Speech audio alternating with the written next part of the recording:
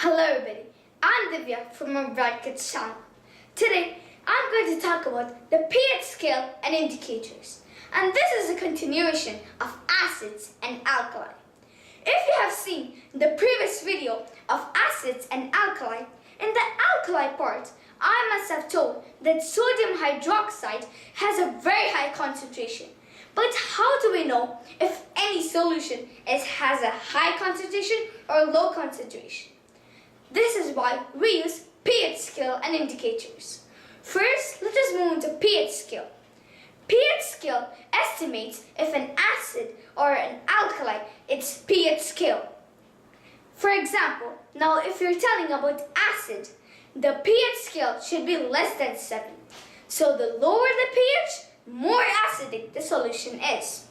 Now coming to an alkali, the more the pH, more acidic that solution is. Now, if we have neither acid or nor alkali, it is 7, so it is called as neutral. A pH scale of pure water is neutral, which is 7. Now, let us go to indicators. There's this thing called as a universal indicator, where each pH has its own colors. These colors are used by the great scientists, but to make it much easier for us, we could use only 2 colors, red and blue. We could use the red litmus paper and the blue litmus paper. If we put the red litmus paper into an acidic solution, it won't change.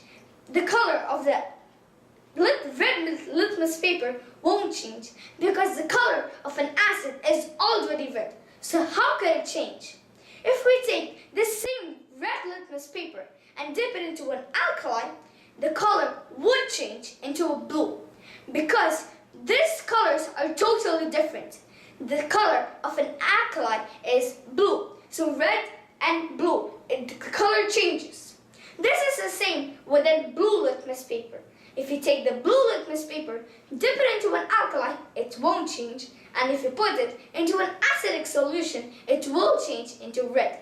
So this is how we determine the pH scale and indicators. Hope you like it, and thanks for watching.